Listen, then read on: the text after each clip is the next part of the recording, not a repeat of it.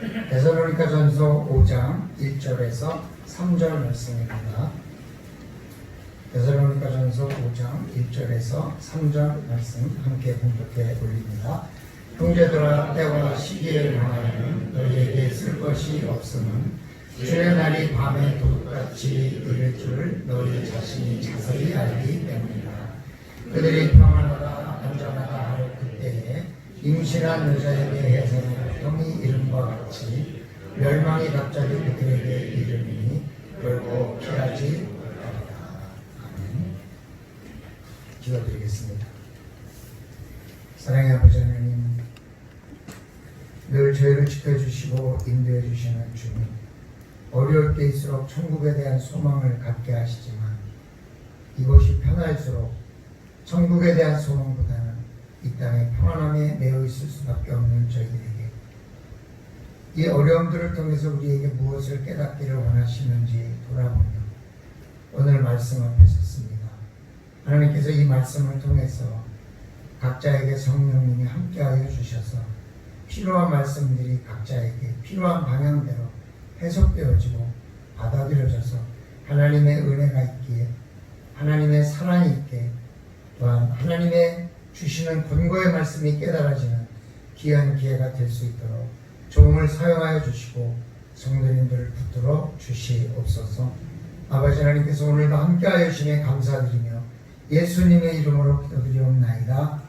아멘. 만물의 영장이라고 하는 인간도 한 치 앞을 알 수 없다는 것입니다.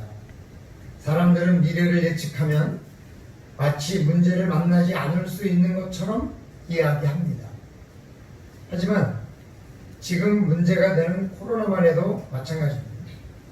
누가 바이러스에 감염된지도 모르는 무증상 감염이 지속되다 보니 자꾸 사람들의 두려움이 증폭되고 그 문제의 원인이 교회인 것처럼 교회에서 한 번만 증상이 나오기만 하면 전국 교회를 갖다가 마치 코로나의 원상인 것처럼 그렇게 이야기를 해서 어제는 급기야는 대통령이 직접 교회를 더 강력하게 통제하라는 그런 뉴스까지 보았습니다.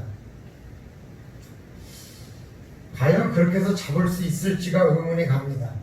사람들도 이제 조금씩 지쳐가고 이제는 그냥 일상으로 돌아가야 되겠다. 이것만 기다리다가 이게 끝나기까지 기다리다간 아무것도 안 되겠다는 생각들이 자꾸 들어지면서 사람들이 자꾸만 하다 보니까 감염자가 점차 늘어가고 있고 또 긴장도 점차 사라지고 있는 것 같습니다. 지난 1월 선교 여행 때를 생각해 보면 지금도 아찔합니다. 우리가 선교 여행을 마치고 돌아온 그 다음 날부터 중국의 확진자가 대거 나오면서 그 후에 갑자기 많은 환자가 생기고 여행이나 모든 일정이 중지된 사례가 있지 않습니까? 그래서 저는 그때 우리가 만약에 중국에서 비행기를 갈아탔었으면 어쩔 뻔했을까? 우리가 선교를 한 주일이나 늦췄다면 어쩔 뻔했는가? 정말 담임 목사로서 얼마나 아찔하고 끔찍했었던지 그때를 생각하면 지금도 너무 아슬아슬하고 또 감사하고 정말 다행이라고 생각하고 저 스스로에게도 잘했다, 다행이다 이렇게 칭찬도 하고 또 하나님께도 도와주심에 참 감사했어요. 요즘 이렇게 계속 이 문제가 되다 보니까 또 그 생각이 납니다. 이런 또 사람은 대단한 지혜를 가지고 있고 대단한 능력을 가지고 있는 것 같아도 한 치 앞을 알 수 없으면서도 마치 자기 자신이 다 준비하고 다 극복할 수 있다는 착각 속에 빠져 사는 것입니다. 인간과 지구의 가장 큰 사건의 전환점이 될 종말과 예수님의 재림에 대해서도 마찬가지입니다. 마치 그것을 연구하면 날짜를 알 수 있는 것처럼 어떤 사건을 연구하면 알 수 있는 것처럼 착각하면서 많은 사람들이 그걸 예측해 보기도 하고 발표도 합니다. 그래서 30년 전 담예선교회가 그런 예측을 했을 때 많은 사람들이 거기에 동요했던 것 같습니다. 하지만 오늘 바울은 이 문제에 대해서 분명하게 말하는데 알 수 없다는 것입니다. 오늘 1절에 보면 형제들아 때와 시기에 관하여는 너희에게 쓸 것이 없음은 쓸 것이 없다는 것은 나도 모른다. 그건 알 수도 없다. 그런 말이죠. 바울과 같은 대사도가 아마 그보다 더 성령 충만한 사람이 없었을 것 같은데 또 없을 것 같고 또 앞으로도 없을 것 같아요. 지금도 없고. 근데 그 바울도 모르겠다 그러는데 우리가 그것을 알 수 있다는 것은 어쩌면 우리 자신이 바울보다 더 훌륭하다는 그런 생각이 있다는 것일 수 있으니 우리가 조심해야죠. 따라서 우리는 종말의 때를 계산하기보다는 그 때를 알 수 없다는 사실을 인정하고 받아들여야 돼요.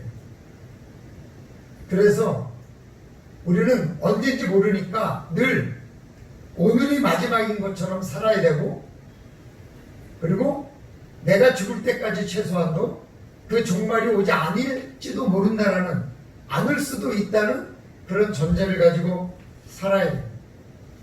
근데 알 수 없다고 해서 아무것도 하지 않고 살아도 된다는 말은 아니지 않습니까? 그래서 사도 바울은 오늘 종말에 대해서 반드시 무엇을 알아야 되는지에 대해서 설명을 하고 있는데, 왜냐하면 그 당시에는 곧 종말이 올 거다라는 그런 이단들이 많아가지고 많은 사람들이 담예선교회처럼 마치 곧 종말이 올 거기 때문에 일도 안 해도 된다, 학교도 다닐 필요가 없다, 지금으로 비유하면요, 돈을 모으지 않아도 된다, 장가도 할 필요가 없다, 시집도 갈 필요가 없다, 그러면서 사는 사람들이 그런 이단들 때문에 많았습니다. 왜냐하면 예수님이 승천하시면서 이 세대가 가기 전에 오리라 했는데 그 당시 사람들이 말하는 세대는 40년이거든요. 그러니까 예수님이 십자가에 달리시고 부활하시고 승천하신 날짜는 40일밖에 안 되니까 그때로부터 40년 안에 종말이 올 것이다라는 그런 생각을 많이 가지고 있었기 때문에 많은 사람들이 그때 그런 이단들도 많았고 그렇게 했었다는 것입니다. 근데 사도 바울은 모른다 그랬다는 것에 우리가 주목할 필요가 있습니다. 그래서 오늘 사도 바울이 말하는 종말에 대해서 알아야 되는 것은 첫째로 도둑같이 이른다 이런 말입니다. 도둑같다. 도둑같이 온다는 말은 두 가지 의미로 사용되고 있습니다. 하나는 몰래 온다는 것입니다. 나도 모르게. 그렇잖아요, 여러분. 도둑이 온다고 말하고 오는 경우는 드라마나 영화밖에 없습니다. 일반 세상에서 절대 도둑이 온다고 얘기하고 오지 않아요. 몰래 오는 거죠. 몰래 와야 도둑질할 수 있는 확률도 높고 또 몰래 와야 좋은 걸 가져갈 수 있는 확률도 많으니까 몰래 오는 거죠. 항상 도둑은 주인 몰래 와서 주인의 것을 가져가는 것이 그들의 사명이고 목표고 그들의 일이죠. 즉 알려주지 않고 온다는 것입니다. 만일 도둑이 알려주고 왔는데 아마 도둑맞을 주인은 없을 것입니다. 이 말은 매우 중요한 거죠. 사람이 자신의 죽음을 알고 준비할 수 있다면 얼마나 좋을까요? 그럴 것 같습니까, 여러분? 자기가 죽을 날을 안다면 아마 스트레스 받아서 진작 죽을 겁니다. 사람이 다 오래 살고 싶지 죽고 싶은 사람이 없기 때문에 그렇죠. 영화의 한 장면이지만 어떤 사람이 자신의 장례식을 준비했습니다. 왜냐하면 자신은 죽었는데 자신은 없는데 사람들이 장례식에 와서 자기를 보고 울고 자기를 생각하는 게 자기는 이해할 수 없대요. 그래서 자기가 부고장을 내고 살아있으면서 사람들을 불러가지고 예배를 드리면서 내 장례식을 오늘 해달라. 그리고 내가 죽은 다음에 장례식 하지 말고 조용히 묻어달라. 내 장례식인 만큼 내가 그들과 직접 소통하면서 내가 하고 싶었던 얘기도 하고 그들이 하고 싶었던 얘기도 듣고 내가 죽으면 어떤 마음이 들었을지 서로 소통하고 그렇게 하면서 시간을 보낸다는 것입니다. 그러나 만약에 그 사람이 그렇게 장례식을 했는데 한 10년쯤 산다면 어떻게 하겠습니까? 그것도 또 너무나 곤란한 거죠. 저희 작은 할머님이 한 분 계신데 맨날 전화하십니다. 원영아, 내일이 내 생일인데 좀 온나? 같이 밥 먹자. 내가 내년에 너를 볼 수 있을지 모르겠다. 많이 아프셨거든요. 그럼 이제 갑니다. 가서 이제 생일을 해요. 그렇게 생일을 13년도 넘게 했습니다. 맨날 죽을 거라 그랬지만 그렇지 않았어요. 근데 결국 정작 돌아가실 때는 아무도 모르게 돌아가셨어요. 그러니까 우리가 죽음이라는 거 정말 모르는 거죠. 누구나 자신이 언제 죽을지 모르기 때문에 죽음을 준비한다는 것조차도 굉장히 어렵다는 것입니다. 김정옥 권사님이 죽기 전에 목사님을 초대했답니다. 그래서 목사님은 이제 뭐라고 가서 위로를 해야 되나 고민하면서 갔는데 이분이 자기가 암으로 죽는 것에 대해서 감사해야 된다고 그랬대요. 그래서 목사님 깜짝 놀랐대요.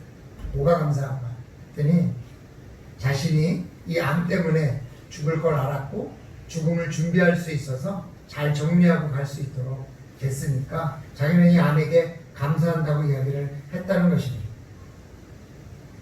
죽음을 준비할 수 있다는 것은 굉장히 감사한 일이긴 하지만 그렇다고 죽음을 준비하는 일이 그렇게 행복하고 좋은 일은 아닌 것입니다. 정말 특별한 사람에게만이 그럴 수 있다는 거죠. 죽음을 준비할 수 없도록 주인이 몰래 오는 이 천국. 그래서 우리가 몰래 이렇게 왔을 때 내가 천국 갈 준비가 되었느냐 안 되었느냐가 중요한 것입니다. 몰래 오는. 미리 알려주면 아마 천국 갈 준비를 누구든지 할 겁니다. 그러나 갑자기 오니까 준비할 수 없으니까 천국을 우리가 늘 준비하고 있어야 된다는 것이죠. 그래서 오늘도 내가 예수 그리스도의 보혈의 피를 믿고 그것을 믿으면 천국 간다는 사실에 대해서 확신하고 내가 천국 갈 수 있다는 확신을 갖고 있을 때 오늘 내가 천국에 간다 그래도 죽음을 맞이한다 그래도 기쁘고 편안하게 맞을 수 있는 거 아닙니까? 그래서 우리 성도님들은 언제나 몰래 마지막에 올 수 있다는 사실 앞에도 두려움 없이 항상 천국에 갈 수 있다는 믿음에 대한 준비를 확고하게 할 수 있는 그런 주의 백성들이 되시기를 주님의 이름으로 축원합니다. 두 번째는 그 도둑을 맞으려면 철저하게 준비를 해야 됩니다. 도둑을 철저하게 막는 방법은 두 가지예요. 아예 가져갈 것이 없게 만들든지 아니면 가져가지 못하도록 철저하게 방어하든지 둘 중 하나입니다. 그러니까 천국이 몰래 오는 것에 대비하는 길은 오늘 주님이 재림하시더라도 문제가 없도록 준비되어지는 게 중요한 겁니다.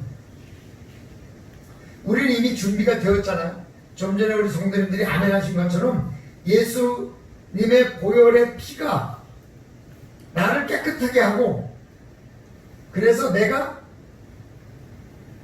언제 죽어도 천국을 갈 수 있는 준비는 되어 있다. 그렇게 하면 아무리 도둑이 몰래 와도 내가 빼앗길 것이 없는 거죠. 하지만 그래도 뭔가 좀 찝찝하면 좀 더 잘하고 싶으면 어떻게 되는가? 그거는 최선을 다하는 겁니다. 우리가 완전할 수는 없으되 최선을 다하면 주님이 뭐라 하실까요? 5달란트나 2달란트 남긴 사람을 동일하게 대하시며 칭찬하셨죠. 세상적으로 보면 5달란트 남긴 사람을 더 칭찬하고 2달란트 남긴 사람은 칭찬하지 않아야 되는데 우리 하나님은 똑같이 칭찬했어요. 여러분 우리가 여기 누구나 옷 입고 태어난 사람은 없잖아요. 똑같이 벗고 태어났어요. 그래서 어떤 사람은 50억을 벌고 생을 마치고 어떤 사람은 100만 원도 없이 그냥 세상을 마칠 수도 있습니다. 그러나 이 세상적으로 봤을 때는 분명히 50억쯤 남기고 간 사람에게 칭찬을 하고 그 사람을 성공한 사람이라고 말할지 모릅니다.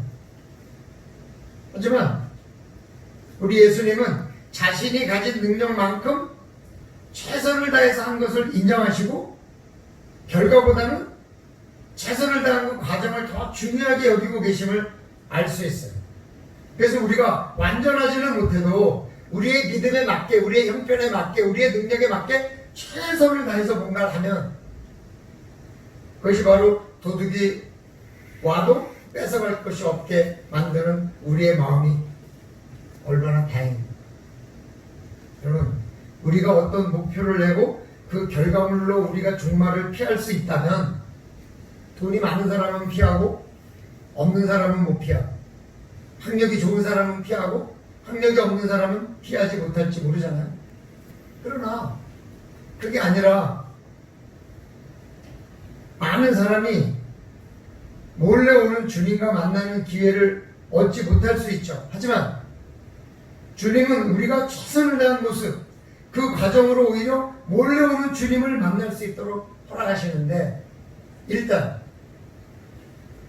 아무리 몰래 와도 천국의 예수 그리스도의 보혈의 피 하나만, 오직 그거 하나만 믿으면, 그것이 나를 천국에 보낼 수 있다고 하나만 믿으면, 그러면 천국 갈 수 있다. 이게 기본이고, 그 다음에 우리가 최선을 다할 때 그 최선을 다한 것을 통해서 하나님께서 우리를 또 칭찬하시고 우리에게 은혜를 주신다는 것입니다.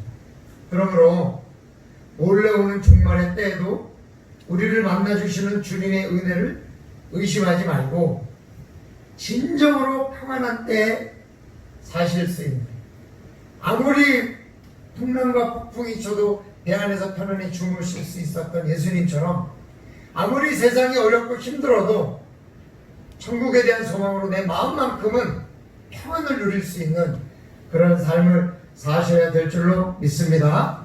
그렇게 사시기를 주님의 이름으로 축원합니다. 종말에 대해서 알아야 될 것은 무엇인가? 둘째로 예상치 못한 때에 온다는 것입니다. 근데 이 예상치 못한 때가 몰래 오는 것과 좀 다른 것이 3절에 보니까 이렇게 말씀하세요. 그들이 평안하다, 안전하다 할 그때 임신한 여자에게 해산의 고통이 이른 것 같이 멸망이 갑자기 그들에게 이른다. 갑자기. 그냥 몰래 오지만 갑자기 오는데, 특별히 언제 오느냐? 평안하다, 안전하다. 이 말이 뭐예요? 종말이 안 올 거다. 요즘 많은 분들이 종말은 없어 얘기합니다. 나는 지금이 좋으니 종말을 원하지 않는다, 이런 말일 수도 있죠. 하지만 종말, 예수님의 재림은 바로 그런 때에 온다는 것입니다. 그렇게 따져보면 지금이 올 때 같아요. 아무도 종말에 대해서 기대하고 있지 않은 거예요. 일제강점기와 같이 기독교가 핍박을 받고 있을 때, 공산주의 하에서 어려움이 있을 때, 독재 정권 하에서 기독교가 핍박을 받고 있을 때, 그때 종말론이 기승을 부렸습니다. 하지만 지금과 같은 평화의 시대에는 그렇지 않습니다. 지금은 종말론 강의나 계시록 강의에 크게 관심이 없어요. 왜 그러냐? 기대하지 않아요. 기대하지 않는다는 건 뭐냐? 준비하지도 않아요. 저는 어쩌면 그래서 국가는 핍박이 필요하지 않은가라는 생각이 들고, 어쩌면 지금 우리 기독교는 핍박의 시대로 가고 있다는 생각을 피할 수 없어요. 어느 정권이나 어느 권력이나 기독교를 핍박한 정권은 오래가지는 못했어요. 하지만 그 정권과의 싸움은 우리가 하는 것이 아니라 하나님이 하시는 것이기 때문에 우리는 굳이 싸울 필요는 없어요. 다만 우리가 그 핍박 가운데서도 그들을 이기는 게 아니라 핍박 가운데서도 나를 이겨요. 나를 이긴다는 건 뭐냐? 내가 천국에 대한 소망을 잃지 않도록 내 믿음을 굳건히 하는 나와의 싸움이 있는 거지, 그들과 싸움이 있는 게 아니에요. 이럴 때일수록 정책이나 정부를 비판하기보다는 종말을 더 다 잘 대비하는 지혜가 필요합니다. 야, 핍박이 오겠구나. 내가 너 믿음을 굳건해서 흔들리면 안 되겠다. 바울은 이것에 한 가지 예를 드는데, 임신부가 언제 아기가 나올지 모른다는 것, 그렇게 갑자기 온다는 거예요. 사실 뭐 지금은 제왕절개 수술을 할 때는 그 전 보는 사람한테 좋은 날짜 받아가지고 그날 그 시에 수술하는 사람도 봤습니다. 항상 제가 그게 궁금해요. 과연 그렇게 꺼낸 게 진짜 시에 맞을까? 그러면 그게 과연 그게 받는 건가 하는 생각이 좀 들어요. 근데요, 지금도 의사들도 보면 그 아이가 언제 나올지 정확히 알 수는 없는 것 같아요. 하지만 그 아이를 가진 여인의 몸이 정확히 반응하는 거죠. 이 아이가 나와야 될 때, 그리고 이 아이가 나와서 살아야 될 그 상황, 그 타이밍, 그걸 알고 몸이 알고 수축하고 또 자궁이 밀어내서 아이를 나오도록 만드는 거 아니에요? 그러니까 우리 몸은 아는데 우리는 모르는 거죠. 지금도 잘 알 수 없는 거죠. 그것처럼 바울이 이 말씀을 쓰는 당시에는 아마 훨씬 더 알기 어려웠을 거예요. 언제 나올지. 그래서 임신부의 출산에 비유한 거 아니겠어요? 아직도 인간이 풀지 못한 것이 얼마나 많아요. 아무리 슈퍼컴퓨터를 준비해도 예보를 한다 해도 정확한 일기를 알기가 힘들다는 거예요. 이번 기 피해도 누가 잘못인가에 대해서 논쟁이 많아요. 그러나 여러분, 아직 비의 양이나 그 시간을 정확히 알 수 있는 것은 동물뿐입니다. 홍수가 나거나 지진이 일어나거나 그러면 설치류가 제일 먼저 움직인다 하잖아요. 동물들은 알아요. 그러나 사람이 알 수가 없어요. 아직도 지진을 알기가 어렵다는 거예요. 그러니까 굳이 책임을 물으려면 하나님께 물려야 되죠. 그럼 갑자기 그렇게 비가 올지 누가 알았겠어요? 그럼 우리가 하나님께 회개하고 어떻게 해야 될 건지를 물어야지 어디 가서 우리가 한탄을 하겠어요? 인간이 대단한 것 같아도 정말 미약한 존재라는 것을 이런 사건들을 통해서 인정할 수밖에 없는 겁니다. 우리가 뭐 대단한 것 같아도 정말 아무것도 아니에요. 쥐보다도 못하잖아요. 그런데도 우리가 준비를 하지 않는다는 것은 너무나 어려운 거죠.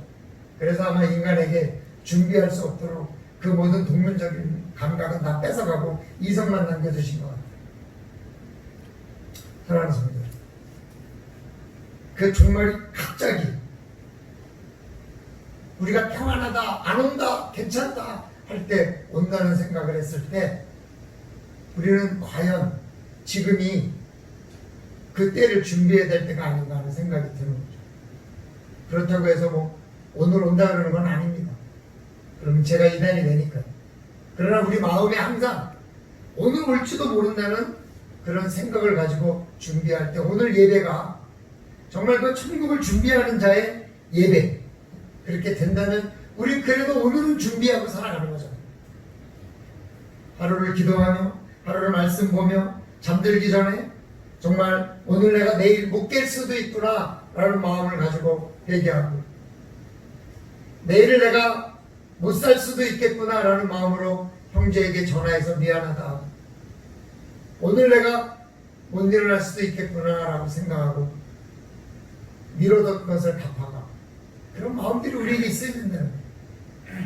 그래서 우리가 평안할 때 갑자기 종말이 온다는 것을 잘 아시고 늘 종말을 준비하는 그런 지혜로운 기독교인으로서의 삶을 살아가시기를 주님의 이름으로 축원합니다.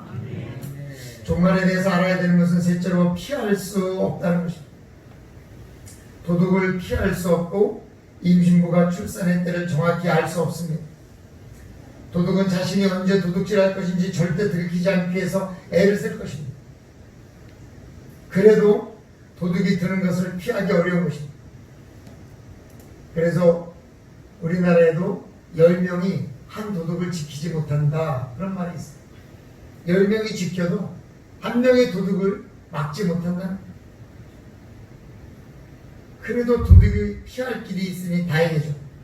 담도 높이 쌓고 보안업체를 동원하고 집을 든든히 하면 아마도 막을 수 있을 거예요. 출산도 마찬가지죠. 정확히는 몰라도 대충은 알기 때문에 우리가 준비를 할 수 있어요.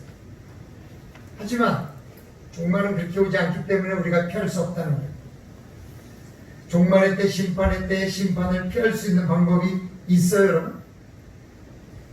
사람은요, 종말을 피할 수 있을지도 모른다는 막연한 생각으로 담대하게 살아갑니다.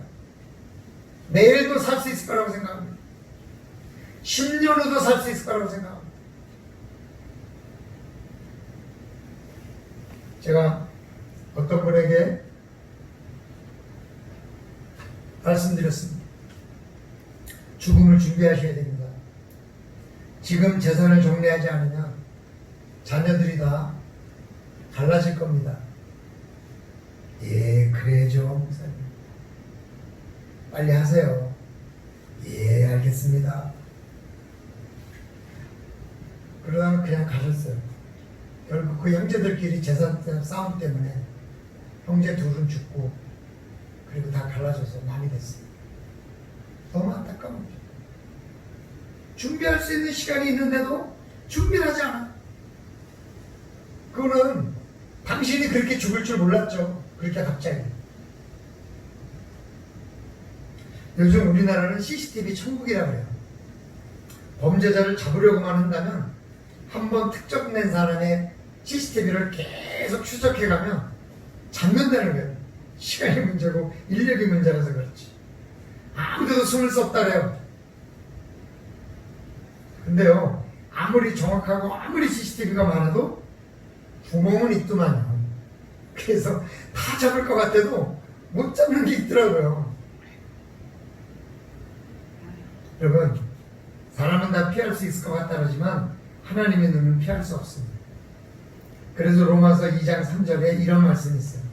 이런 일을 행하는 자를 판단하고도 같은 일을 행하는 사람아, 이런 일을 행하는 자를 판단하냐, 그럼 안 돼! 이러면서도 같은 일을 행하는 사람아, 내가 하나님의 심판을 피할 줄로 아니야. 피할 줄로 생각합니다. 여러분, 우리가 하나님의 눈을 피할 수 없습니다. 만일 피할 수 있는 방법이 있으면 그 방법으로 피하면 될 것입니다. 하지만 성경은 그렇게 말하지 않습니다. 피할 수 없습니다. 그래서 피할 수 없으면 맞서는 겁니다. 방법이 없습니다. 그러니 피하려고 하기보다는 믿어야 됩니다. 우리가 심판을 피할 수 있는 유일한 방법은 예수 그리스도의 보혈뿐입니다. 그래서 우리는 피할 수 없기 때문에 예수 그리스도의 보혈의 피를 선택해야 되는 것입니다. 에베소 5장 17절에 그러므로 어리석은 자가 되지 말고 오직 주의 뜻이 무엇인가 이해하라 그랬어요. 어리석은 자는 뭐예요? 피할 수 있는 길이 있음에도 피하지 않고, 피할 기회가 있음에도 놓치고, 그러다가 피할 수 없는 종말을 맞이해서 천국을 가지 못하는 것, 이게 어리석은 자입니다. 그러나 주님의 뜻은 뭐예요? 주님의 뜻은 우리가 심판에 이르기보다는 그 심판을 피하여 천국에 다 오기를 간절히 원하고 계시는 거죠. 저는 가끔 두려운 게 뭐냐면 그런 거. 제가 벌교 소망께서 목회를 하고 은퇴를 하고 하나님 앞에 갔는데 하나님께서 네가 목회할 때 있었던 교인 중에 못 온 사람이 있나, 누가 왔나 한번 봐라 그러면 저는 그게 제일 겁날 것 같아요. 일단 거기만 와 있으면 저는 괜찮아요. 그 다음은 뭐 내가 공부 어떻게 할 수 없는 거예요. 그러나 제가 목회를 하는 중에 예수 그리스도의 보혈의 피를 믿으면 갈 수 있다는 그 심판의 메시지를 들어도 안 듣고 안 왔다 그러면 그 책임은 저에게 있는 거 아니에요. 그게 제일 두려워요. 여러분, 그러므로 최소한도 여기 앉아 계신 분은 천국에 못 오는 분이 한 분도 있으면 안 돼요. 저를 위해서 다 오셔야 돼요. 나중에 정말 큰일 납니다. 그 방법이 뭡니까 여러분? 오직 하나, 예수 그리스도의 보혈만이 내가 천국에 갈 수 있는 길이다. 이걸 내가 믿고 사는 거예요. 그 믿음에서만 흔들리지 않으면 돼요. 하나님은 모두가 다 심판을 피하는 자가 되기를 원하십니다. 하지만 모두가 다 심판을 피하는 자가 될 수는 없습니다. 그게 하나님의 공의입니다. 오직 예수 그리스도의 보혈의 피만이, 그 기름을 믿고 그를 따르는 자만이 천국에 가는 것입니다. 돈 때문도 아니고, 명예 때문도 아니고, 권력 때문도 아니고, 뭐 철 때문도 아닙니다. 오직 하나, 예수 그리스도의 보혈의 피만이 나를 천국으로 인도할 수 있는 유일한 길이다. 그걸 우리가 믿고 그 믿음에 대해서 결코 흔들리면 안 되는 거예요. 그래서 초대교인들이 그 믿음을 버리라 그러니까 그 믿음을 버리지 않으려고 죽음을 택했고, 그 죽은 자들을 먼저 부활시키는 것이라고 제가 말씀을 전했죠. 제일 안타까운 것은 교회를 오랫동안 다녔으면서도, 교회를 수십 년 다녔으면서도 이 진리를 못 깨닫고 있다는 그런 사람들이 그건 너무 안타까운 일입니다.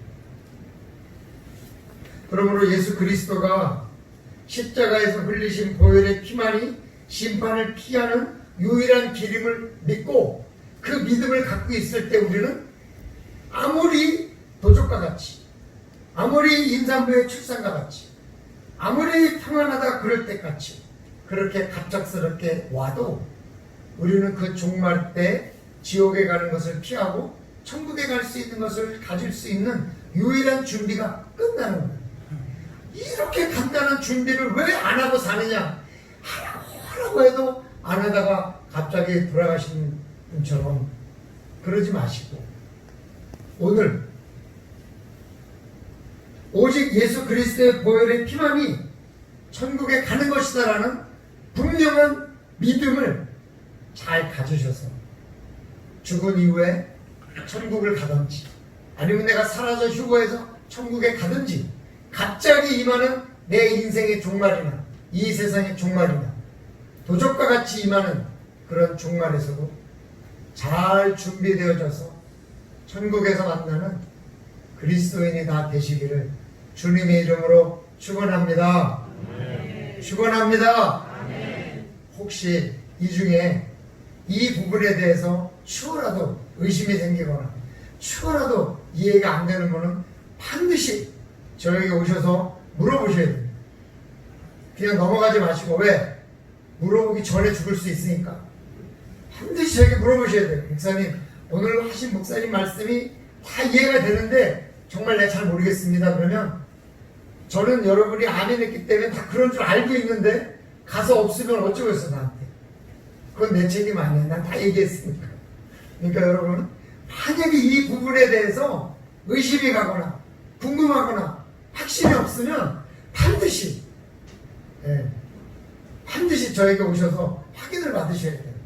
그럼 제가 성심성의를 다해서 기도하고 설명하고 여러분에게 그렇게 갈 수 있도록 그렇게 인도해 드리겠습니다.